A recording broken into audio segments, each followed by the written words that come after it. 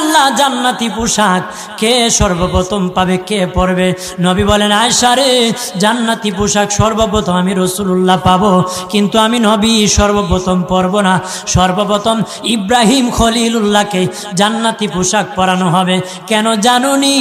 ইব্রাহিম নবীকে নমরুদের আগুনে যখন ফেলে দেওয়া হয়েছিল, দুনিয়ার সব ছেড়ে দিয়েছিল, বাড়ি ছেড়ে দিয়েছিল, সম্পদ ছেড়ে দিয়েছিল, মা বাবা ছেড়ে দিয়েছিল, এমনকি গায়ের জামাও যখন খুলে নেয়, ইব্রাহিম কয়েক কাপড় ছেড়ে দিতে পারি, আমার আসমানের মালিককে ছেড়ে দিতে পারি না।